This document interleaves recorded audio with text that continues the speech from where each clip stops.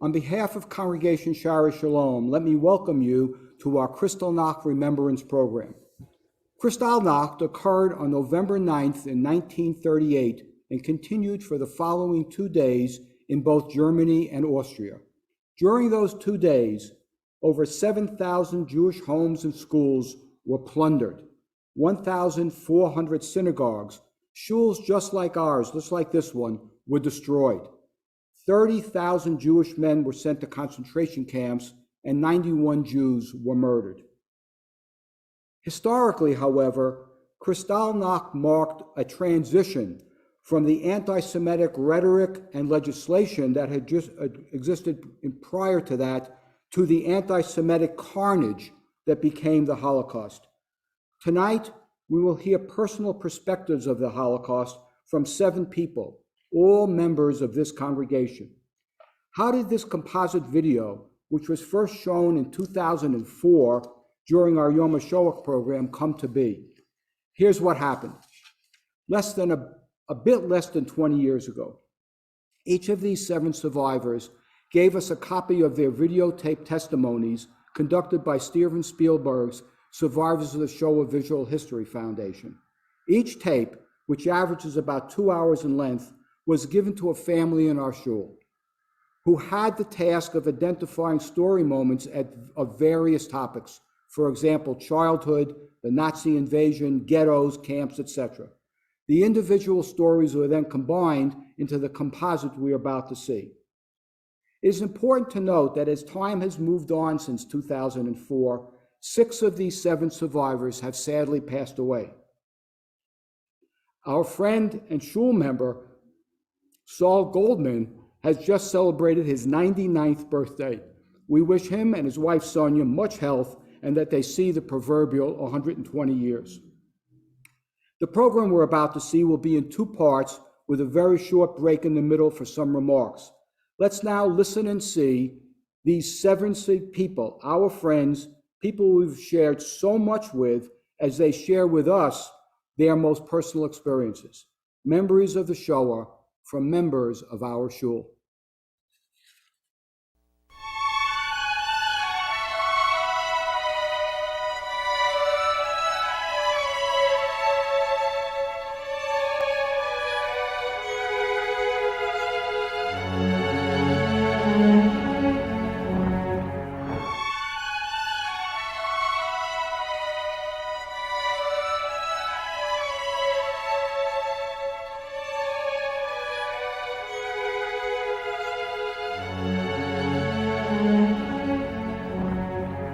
In January of 1933, Adolf Hitler came to power in Germany, and so began one of the darkest chapters in modern history.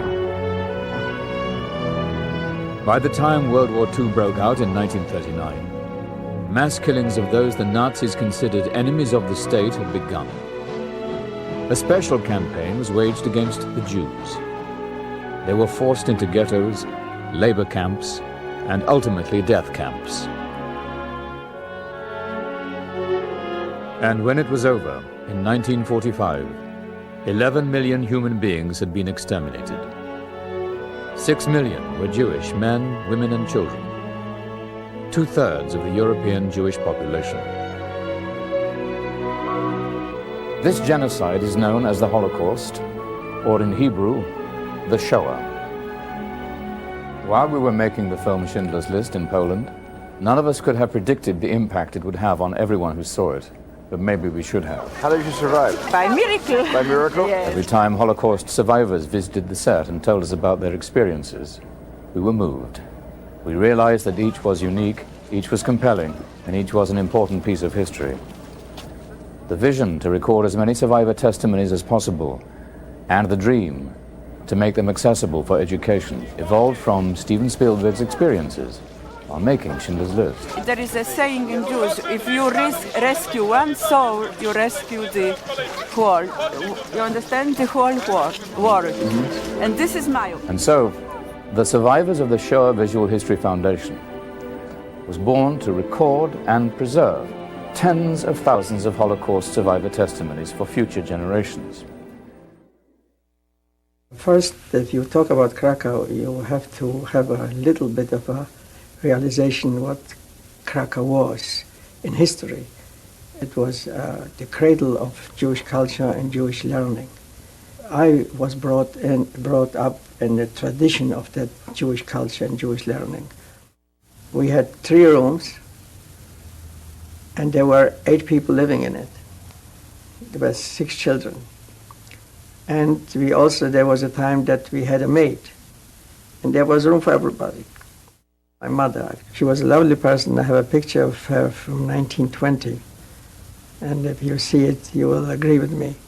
She had great interest in music, and though that she would not go to an opera, to a theater, which we had in Krakow operas at this time, because of her background, but she was interested to listen to the radio and to records. I remember particularly, I think her affection for me was so outstanding that I really choke up whenever I think of her. The city that I was born in was under Belgian occupation, so I was born. All my father had to do was sign a piece of paper and we would have been Belgians. But who thought of that in 1920?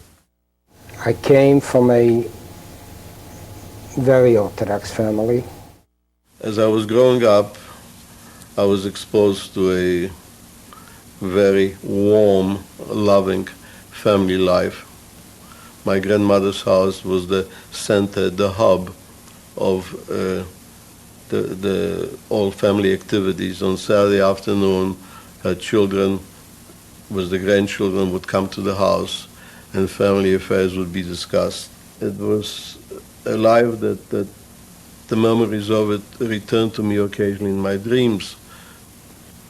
Most likely I do not remember the harshness of economic difficulties, but I remember the love and the warmth and the care and the protective umbrella that the family provided for the children.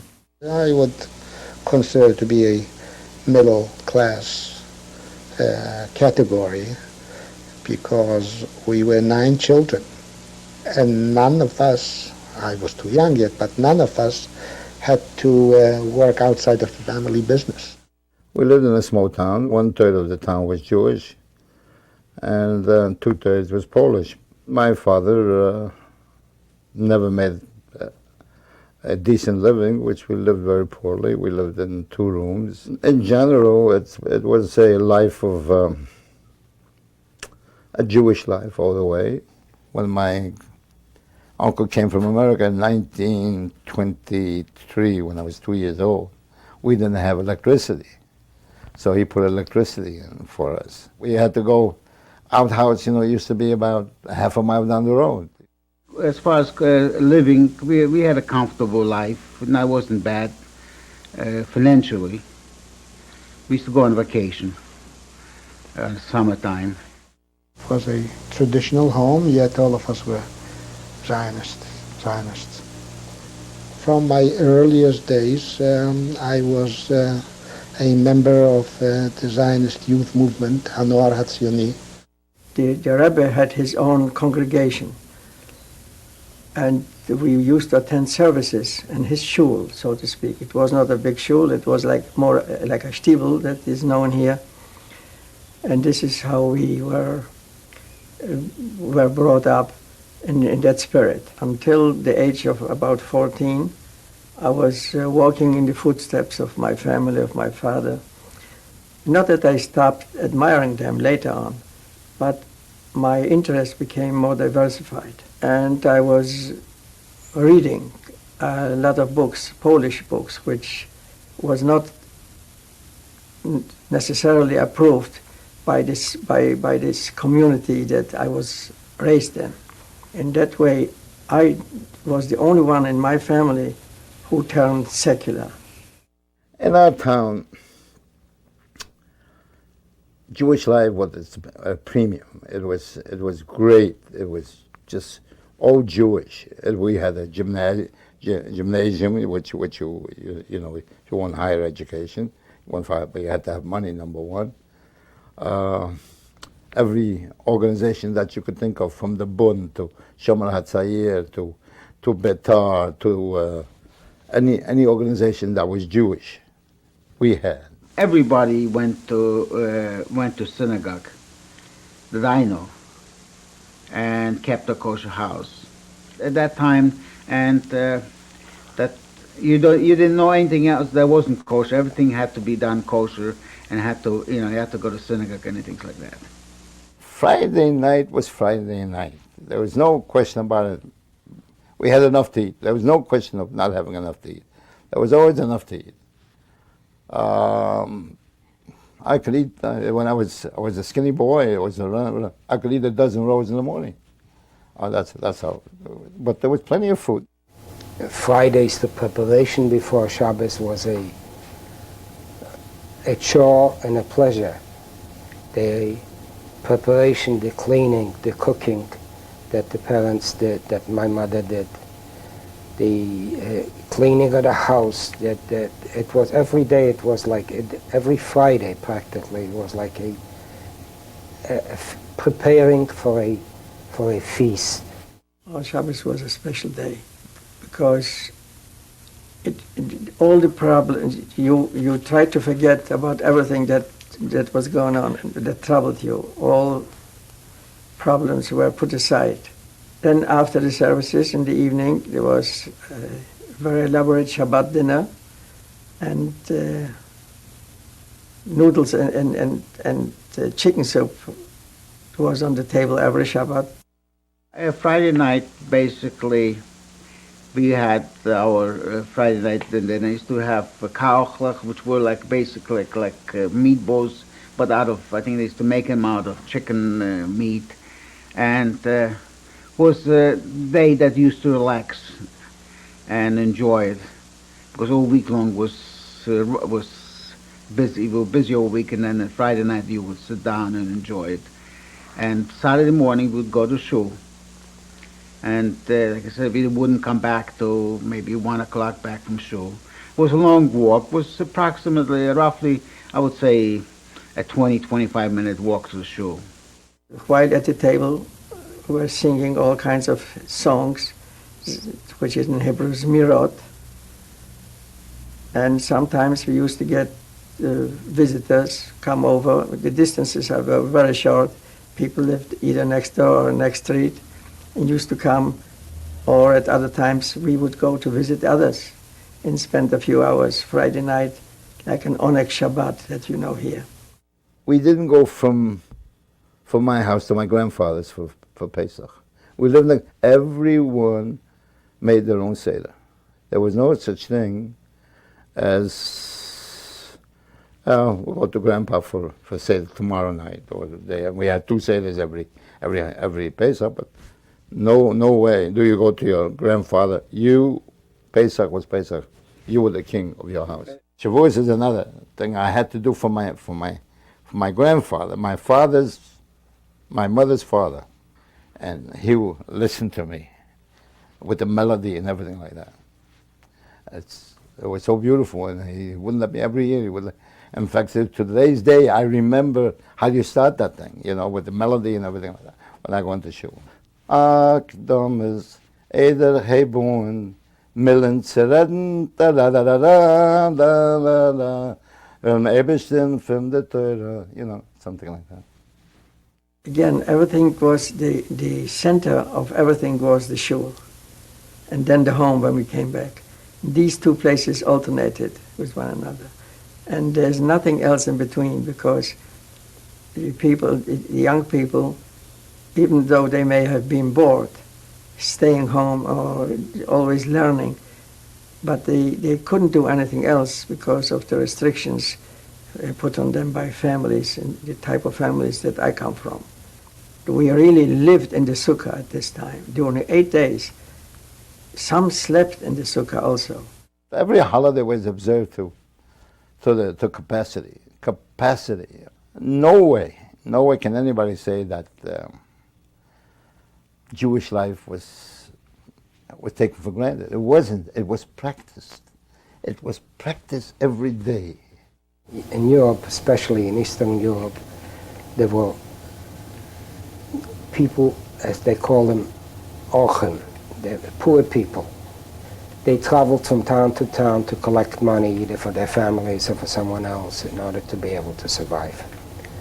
These two were pious people, but when it came a Friday night, they knew that they can't go to the next town. So when they got stuck in our town, and no way how to get out, so they remained. So what do? On a Friday night, they came to shul. And the custom was, when they came to shul, after davening, they stayed by the door and waited somebody should invite him home for dinner.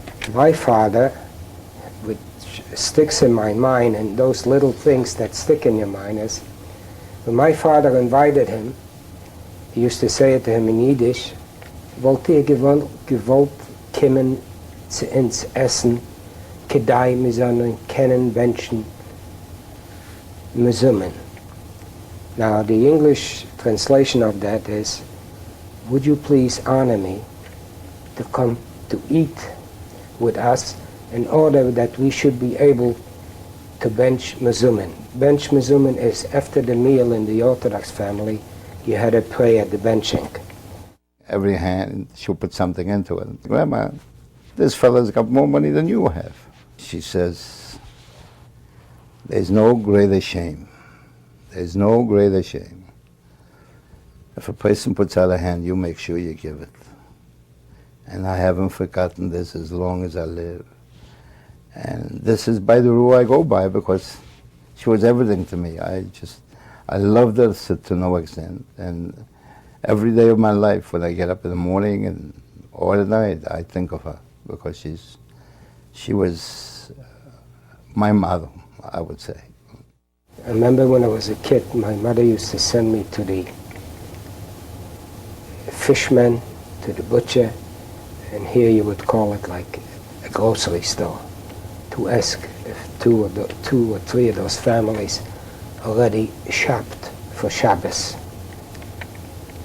And if these people said not yet, so we knew that they are in a bind, that they can't afford to go out to shop for Shabbos. So my orders were from my parents. My mother just told them that they should deliver and tell them that they probably forgot to go shopping, so that's why we delivered this food to you. He was in partnership with his brother and his father. It was a chocolate factory. The name of it was Nadzieja. It's a Polish name. Number one, I went to work when I was 7, 8 years old. I already was working, and because my father didn't make a living, so I helped him. We used to do business in the chicken business, even at home. This is the way it was, you know. And you brought the chickens in. You sold the chickens to the merchant that used to ship it to the big city, and that's the way you made a living. Well, my father, my uncles, they were all in that business, and cousins, they were all in that business. It seems, you know, that once you're in that business, the whole family's in that business. Tuesdays and Fridays, I didn't go to school because I had to help the family to make a living. So we didn't go to school. But I had no problem in school, really, except, not coming to school many times. To pursue a study in a humanistic or higher education was the privilege of the very few. We played soccer, we played chess, we would belong to scouts and study together at times, but what boys do, I don't think we were any different than boys are anywhere. Personally, I used to, like I said, I used to get along with the kids in my neighborhood pretty good, and I knew that they disliked Jews, but since I was a neighbor and I knew them very good, I was okay, so nobody else bothered me. But the kids in school with me, Jewish kids, used to be beaten up sometimes by other kids, and nothing that I could have done about it. The upper middle class, being industrialists, we were financially pretty well to do. But I had friends which came from different families, and they not all, but we all stuck together. And if one couldn't go to the movies because they didn't have the money, the others helped out. We used to go to a soccer game. We used to have a fight all the time because, You actually didn't want to win because if you win, you always get beaten up. In school, there wasn't, just fights all the time. Come home with a hole in your head with the stones and everything like that. But otherwise, it wouldn't be nothing else. But we could hold our own. There was no problem. We could hold our own. The last teacher of mine, the Rabbi, was a wonderful, wonderful human being, and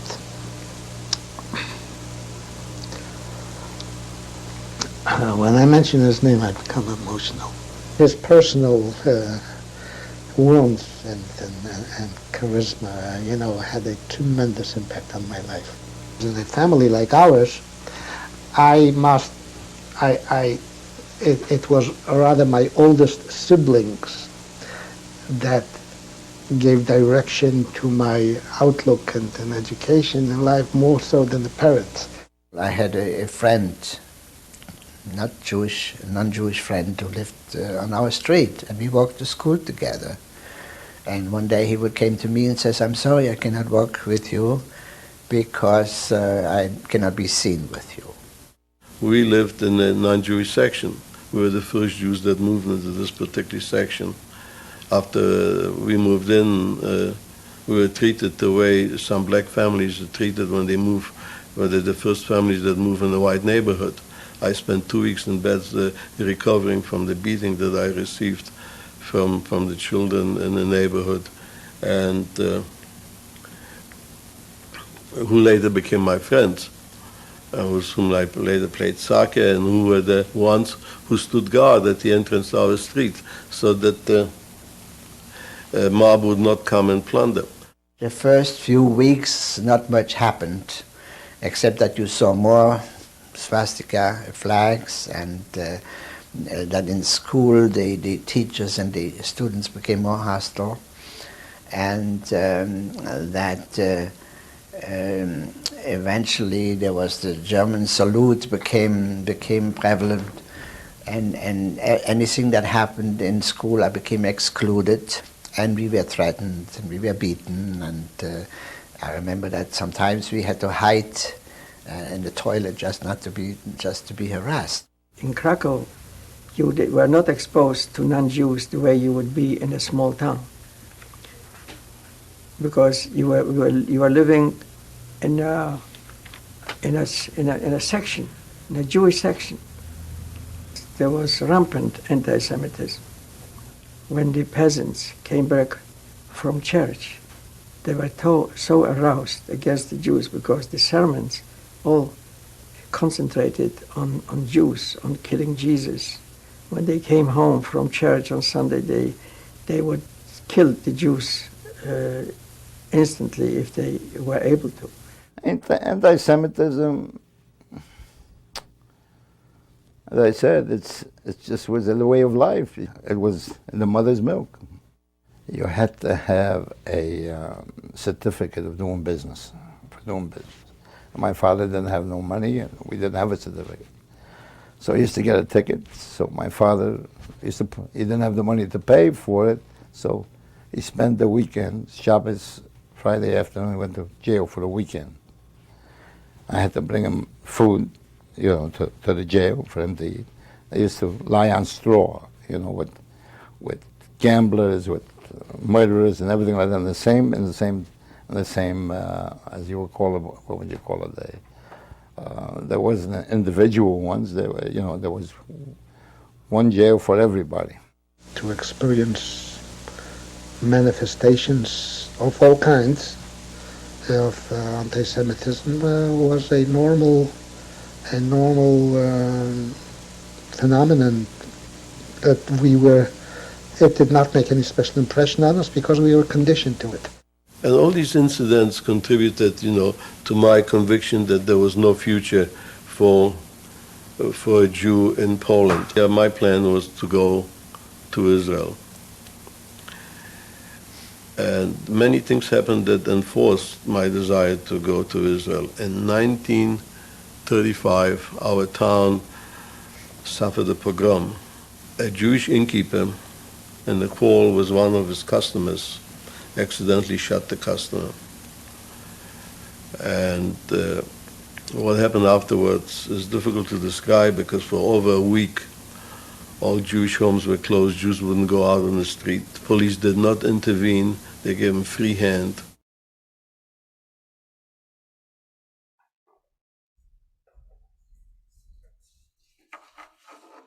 Okay, thank you. We've gotten a good picture of the beautiful and colorful and rich life that existed in the 7 survivors' homes prior to the Shoah, and soon we will hear about the details of the Shoah. But when you think about it, and having the opportunity to connect with our past, with these survivors, and with our memories and the times that we shared with them, it's natural for an element of nostalgia for all of us to emerge. For that in mind, I'd like to, when we take this short break, I'd like to recognize some of the people that have joined us tonight. And so here with us tonight, whether you can see them on the screen or not, is our former rabbi of this shul, Rabbi Jeffrey Botnick. Hi out there, I believe you're in Florida. And of course, we have many members of the families of these 7 survivors with us.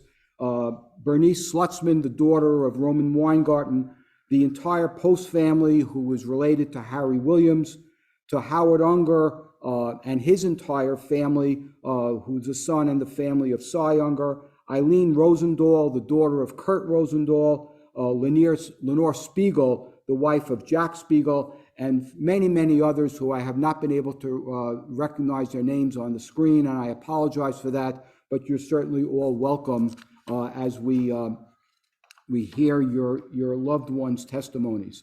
A few thank yous. These programs don't happen by themselves, so let me just briefly thank Alan Shamoun, who you've heard his voice before. Alan is our director. He is once again the hands-on person to get this Zoom program as quality as possible, and it is a very high quality. He's worked hard in the preparation, and he has worked very hard in delivery. But also it's important to note that he is constantly taking steps to improve on each of our virtual experiences. So thank you so very much, Alan. So much appreciated. You'll notice that we were closed captioned for this program for the first time, and thank you to Bernice Slutzman. This takes a lot of time to go through the closed captioning and requires a lot of Bernice's special language skills, so we thank you.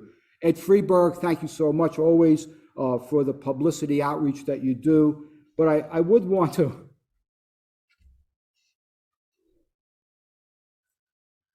thank one person, whose spark it was to revisit these testimonies for after 20 years. And that's my wife, Sheila. She has been telling me over and over again how worthwhile these stories are. And as most other things, finally, I got it. So make no mistake, we're viewing these tonight because of Sheila. Thanks. Now, there is one last and most important thank you, and that, of course, goes to these 7 survivors. Their profound wish was that we never forget, and from their courage and dedication, they are still ensuring that the world will not forget. So let's again now hear from them as the videotapes continue. Alan, please.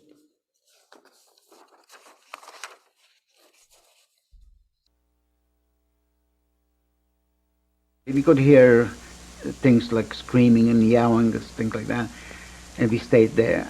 Till somebody, all of a sudden we heard somebody moving around and moving the branches and everything else, looking for Jews. And he opened up, he came close to us. So at that point, my father had a gold watch in his pocket. He took it out and just gave it to him in his hand. He says, "Save a life." He took the watch and he walked away. And that night, we started walking back to the ghetto. When we got back to the ghetto, that's when we found out my mother and sister and my brother were safe. My sister, the younger sister that was left outside because she was crying, she was shot. She was killed there. We encountered villages that were burnt, houses of worship destroyed by the Germans, stories of atrocities. We were shown a town where the house of worship was burned on Rosh Hashanah, with all the worshippers inside of it. There was a small area, 3 houses, surrounded with barbed wire. Then I knew that this must be the ghetto that was reduced. Oh, yeah, your wife is here in the next house. And they took me there. And when she saw me, she fainted. And we saw a shadow of somebody coming against us from the town. And as the man got closer, he had a flashlight, and we shined the light in our faces. And then we could see one of his hands movement like, leave it alone. As he passed us, we noticed that he was a Ukrainian policeman. At that point, he could have shot us, and nobody would ask questions. He would even get the reward for it. But somehow, our luck, he just didn't feel like doing anything. For the reason we don't know. But that's how, that's close you come sometimes to be killed. I went and I lined up before a bakery at 6 o'clock in the evening, because we understood that they were going to give out bread over there. And I stood till about 6 o'clock in the morning when they opened up the windows and they were giving out half loaves of bread. Then my turn came, they closed the window like 3 people before me. And I made the decision that I have to find some other means to provide food for my family. And I got myself a pair of riding boots, a pair of riding pants. I bought on the black market a brown shirt and a belt from a German young man with a Hakenkreuz on it. And I clipped my hair very short the way the Germans spoke, and I used to go to buy in the German commissary. I was to walk in, I salute Heil Hitler, and I go and purchase whatever I had to purchase. If I was caught, there was no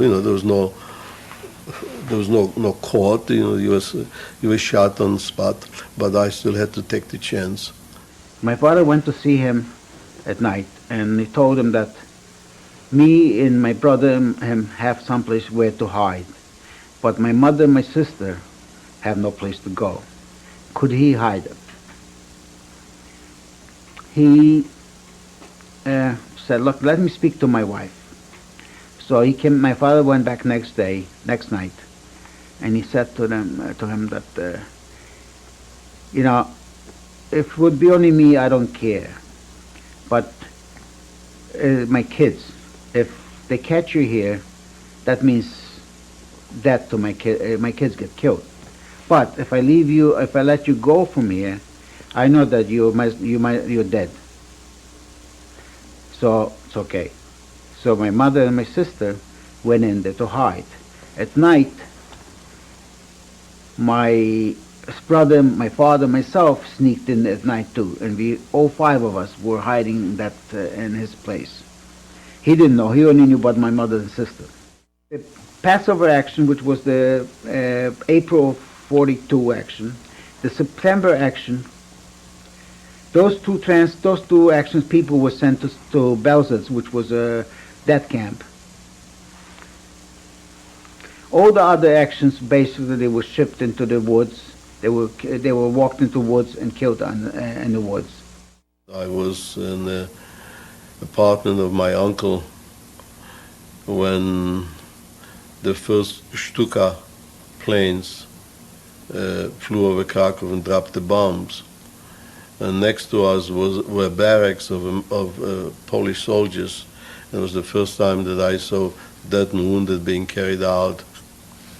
And somehow from that day on, my world was never the same. That lasted until May of 1940, when we woke up and the bombs were falling onto Brussels from German bombs. It wasn't enough for 5 of us to survive. The food was not enough. Therefore, once a week or every 2 weeks, me and my father would go to town, which my father knew few people, and they were Gentiles, and they would have bread for us. My father would pay them. And at the same time, we would find out what's happening, what's happening on the Russian front, what's happening on the Western front. So they arrested all the German men and sent them to a camp in southern France. This camp was right in the Mediterranean Ocean, on a beach in sand, no hygienic facilities. We were 3 or 4 days on the road from Yassel to Auschwitz. Directly, it could have taken maybe an hour and a half from there. But we didn't go direct. We stopped. We gave the rides to locomotives that were more important. But I remember vividly, as we arrived, it was already dark. And from afar we saw those towers with the lights. And we were lined up to march in. And of course reported to the assessment who we are in this. Little did we know, there's right on the other side of the gate, there was the lineup place. This was a camp that had about 5,000, 6,000 or 7,000 inmates. Tremendous. And little did I know that on the other side of the gate, as we walked in, the fence, there were these capos and SS men waiting for us.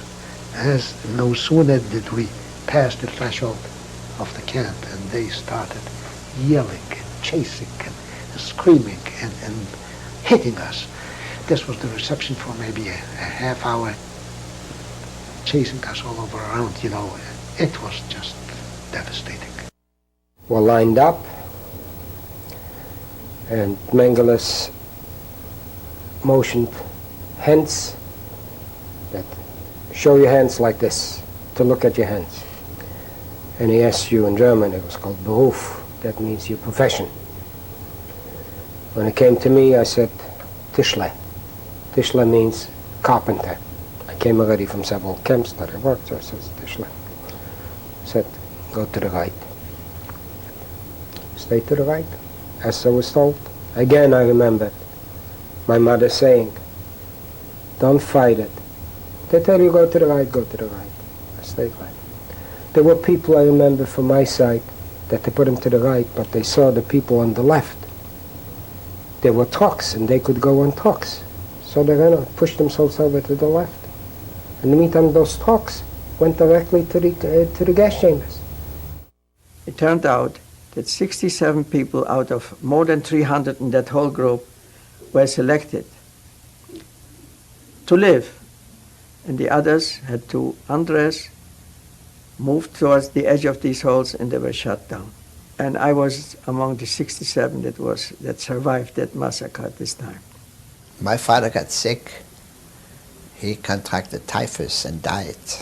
So here I was alone. I was, of course, worried about my mother. I didn't know what happened to her.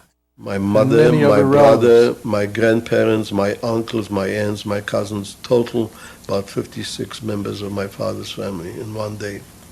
And this is where my 3 sisters, with their children, husbands, my parents, perished. So I remember receiving that letter, the last letter written by my oldest sister. I couldn't even keep the letter because I had to tear it up because I went to the latrine, to read it, and had to tear it because had I been found with a letter on my body, it would have been the end of me. And I couldn't even cry because it would have been suspicious. I managed to hide 2 things. One was a picture of my mother, and the other one was a toothbrush. The picture of my mother I kept in order to be able to dream about my home, the love, and the warmth of a pre-war life. And the toothbrush was my only connection to civilized life. There was a father and a son. And as my next guy next to me woke up and asked if he wanted the bread to eat it up, I saw a father stealing the portion of bread from his son. And the kid, the young kid, woke up in the morning hysterical. Somebody stole my piece of bread from last night. and it was his own father. I didn't realize the crime he committed until I myself became a father.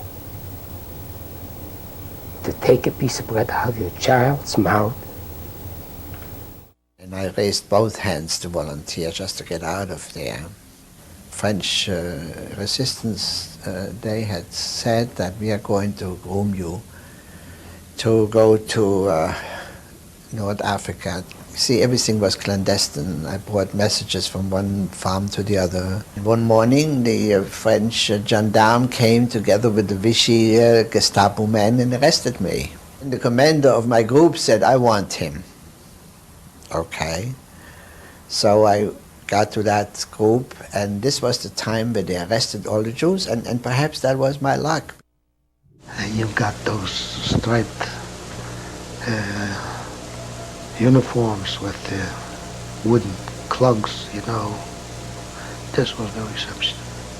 Originally, he threatened to have the tattoo done on the forehead. The KL was supposed to be tattooed on the forehead, and he told us that unless we produce a certain amount of valuables, jewelry, and gold, this is what's going to be done. So we came to Drancy, and Drancy was really we got a little taste of what was awaiting us later. Our heads, they shaved our heads, and the conditions were terrible. There were hundreds of people in a small room. And from there, they sent already people to either to work or to be exterminated. Eventually, they found me under the barracks. They pulled me out from there. They beat me up terribly, and they put me into this transport. And eventually, they marched us to the railroad station, and I was already on another transport to go. We didn't know where. They would wake us at 4 or 5 o'clock in the morning. The place had to be cleaned with hoses. There was nothing to clean there, you know. So every week there was another 10 people in charge. And we would be waiting as they cleaned, supposedly in the morning, they took care of the room.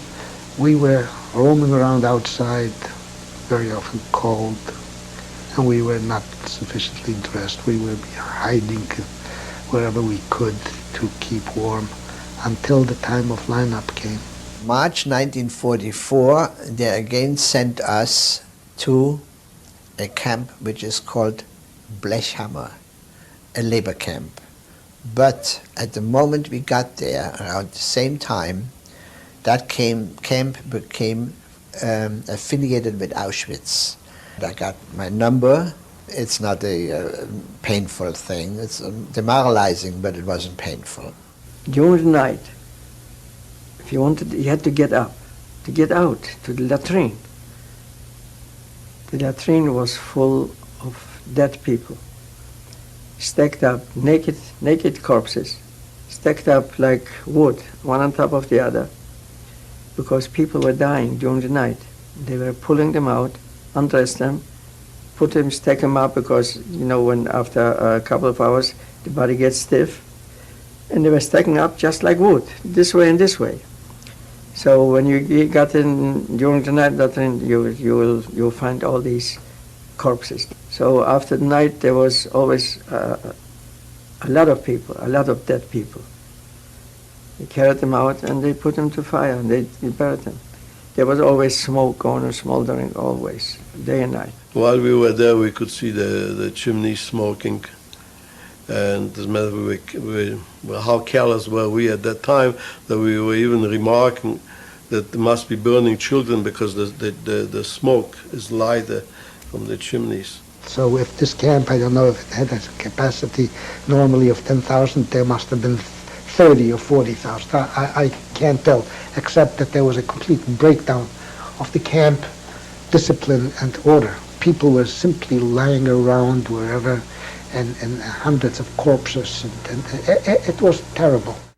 They told us how they were shot. They were undressed. They made down to kneeled over the grave and shot in the back of the head. There's a guy, and I tell him, is it any way possible you should help me with some clothes? And I told him what happened. He goes back to his barrack, it was not too far, and he brings back a shirt and a pair of pants for me. The pants went up to here. Must have been from a child and a shirt, but I put it on and I was existing again. And I mingled again among the life. You had hardly strength to talk. People were dying next to you. You know, and the next day you didn't see the people that you saw yesterday. And they decided that besides inflicting physical damage, they're going to try to break our spirits, and they came to the leadership of the camp. And they requested 20 people for execution next morning. And they told them, unless you give us 20 people tomorrow, we'll come and we'll take you as first ones, and we're going to take every 10 person in the camp and we're going to shoot them. Rabbi Schenken from Gorlitz, he got up and spoke about the Jewish law, about halacha. And he said that according to Jewish law, one man has no right to put another man, in order to save himself. I said, what are you talking about? This is 1943. Everything around us, all the laws under which we used to live were upturned. The things that were normal were abnormal, and the things that were abnormal were accepted. This is what happens to you under those conditions. Then they left it, and what God are you talking about after what we have experienced? He was very persistent, he was very eloquent, and he was able to turn the tide, and the decision was made. Let the Germans come next day and take whoever they want. We will not give our comrades into them. And the next morning, the Gestapo came and they were furious. He was furious because we defied him. We wouldn't break our spirits. And they took over 40 people from our ranks. They lined us up and they picked out 40 people and they executed. The only thing this thing accomplished, that they never repeated this request. Somehow, despite our loss, we felt fortified and we felt more resolute and we felt better about ourselves. And it was like a paradise on earth compared to everything else. And I think this period of 6 months in this Wichtigierstau sustained me so that I was able to survive the hardships of the last 3 months of the war, which was absolutely horrible. Because those few months from January 1945 until liberation in April 1945 were the worst time of the entire ordeal. It was my birthday, January 20th, 1945.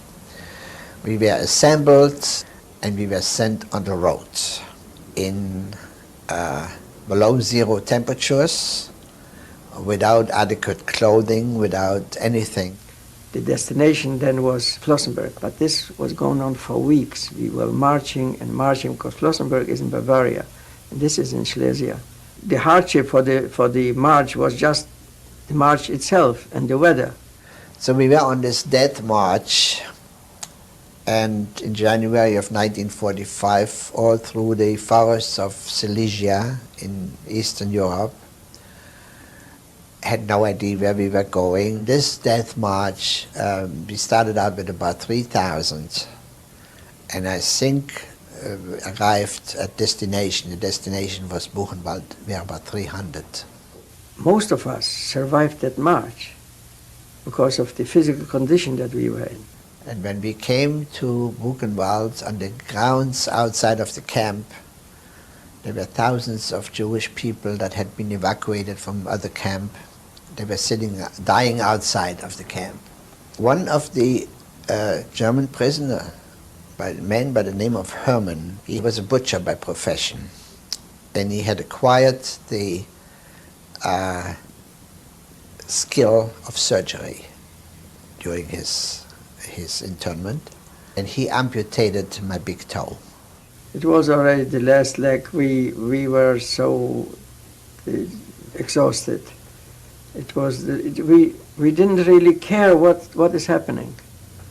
How can you describe feelings of this kind? The worst part of it was the uncertainty. What is going to happen? What is going to happen tomorrow or this afternoon? Something is changing. That must be an end or something. So we didn't know what, but we didn't have. There was no SS in that. There were only the old soldiers. When we saw the planes on fire and the guards running, we ran. They had mounds of potatoes and kohlrabis that they kept in the mounds for the winter. We went over there, dug them out, pulled them out, and in the burning place among exploding machine gun ammunitions, we baked them and ate them. We danced around the planes because this was a dance of defiance. That was for the first time we saw the beginning of the end for the Germans. When the Russians marched in, we came out of the hiding right away. And maybe it was too early a little bit, but you wait for that day for such a long time, and when it comes, you don't think too clearly, and you came out. The whole landscape was covered in snow, as if nature wanted to cover out the blood-soaken earth, they put a mantle of innocence on it. And we heard rumblings, and we looked through the barn, and we saw tanks with 5 pointed stars on them and soldiers next to it marching through the road. At first we thought these were Russians because to us a 5-pointed star and it would indicate Russians. But as when we looked at the soldiers, somebody says, no, the Americans. Now come the Americans, and the first thing they did, they sent me to a hospital. On our trip home, I met a man who was sitting next to me, a prisoner, and he says to me suddenly, what is your name? And I said, I'm Kurt Rosendahl. He says, Kurt Rosendahl. He says, I know a lady by the name of Rosendahl in Brussels. I said, really? My mother's name is Erna. Yeah, I say, I know Erna. As a matter of fact, I'm very friendly with her brother, Walter. And when we arrived in Brussels, his wife was at the railroad station, and she said, then he introduced me to her, and she says, well, I don't know, I know that your mother is alive. This was the first time that I heard the possibility that anybody is alive. He says, I don't know where she lives, but I know where your Uncle Walter lives. On the 29th day of April, in the morning, when we got up, there was nobody around. I mean, no Germans around to be seen. It just disappeared during the night. So we broke out the gates and we were going out. While we were walking out of the camp, we saw American soldiers coming, were lining actually the road on each side with some troop carriers in the center. Some tanks came by. But mostly what I remember is the soldiers, the foot soldiers, who are walking one after the other on each side of the road. And we greeted them. We were the welcoming committee for the American Army out of Allah. Most of us didn't speak English. Most of them didn't speak any other language. But there were some Jews among the army, the people, and they speak in Yiddish.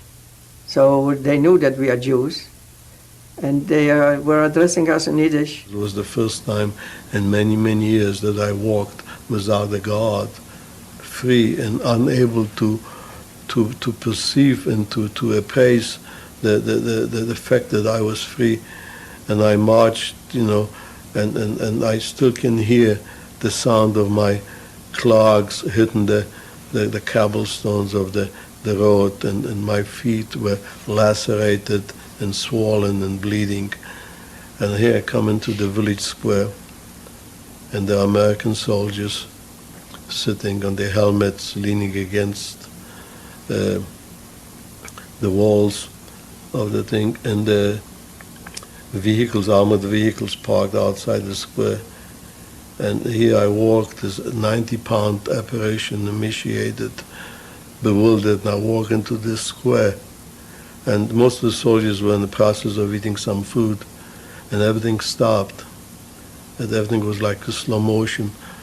And I turned around, bewildered, looking around. I didn't know how to assess the situation. And I walked over to him, and he asked me, and I tried to explain this. I didn't dare to say I was Jewish. I said I was Polish.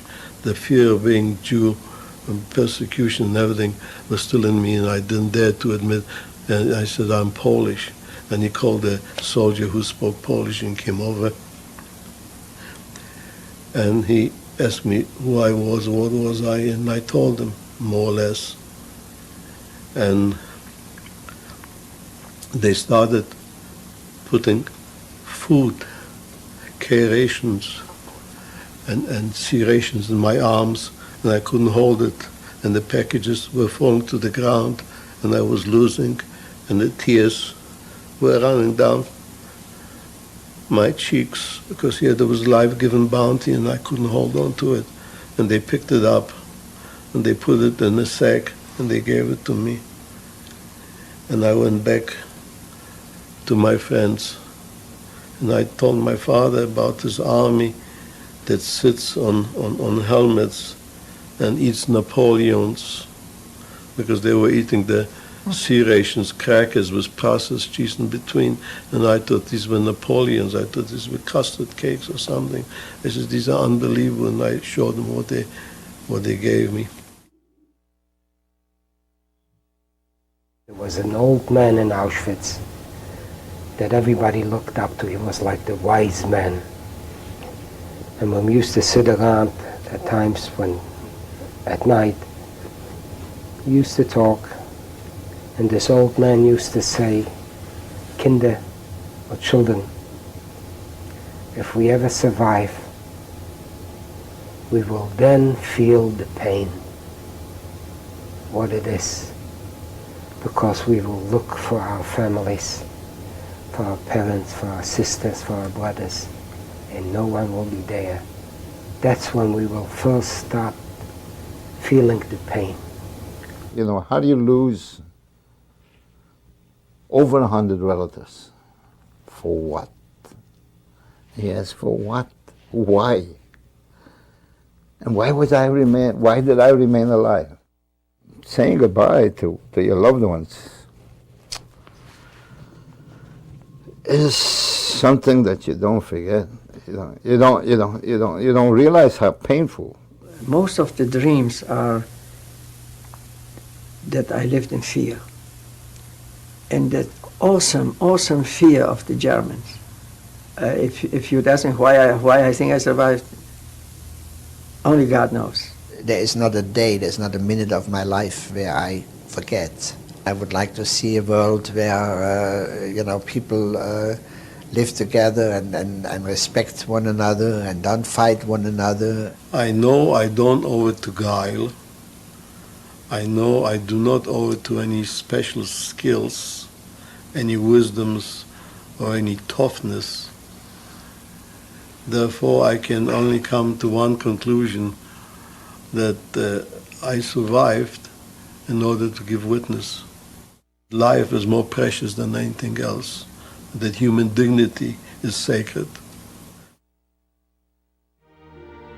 As we pass into the 21st century, the world, particularly Europe, will inherit an undigestible piece of history, Shoah,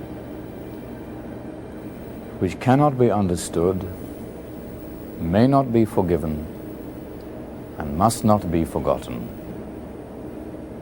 The only gift to the spirits of the dead and the remaining survivors is to say in all grief and in all anger, this did happen.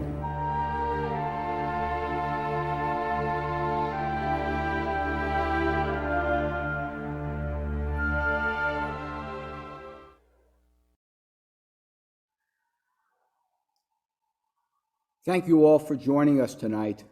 I'm sure in the coming hours and the coming days, we'll all reflect upon the vibrant and meaningful testimony that we heard tonight. But please recall that by remembering the Holocaust, we help to ensure the promise for a better tomorrow. The entire program has been recorded for future viewing, and the link will be on our shul website in the coming days. Also, please note on your calendars, in the spring, on May 1st of 2022, it will be our annual Holocaust Remembrance program, Yom HaShoah. Please stay connected to this web Zoom link if you wish to join us for a Marav service, which will follow in a few moments. Good night to everyone, and again, thank you for joining us.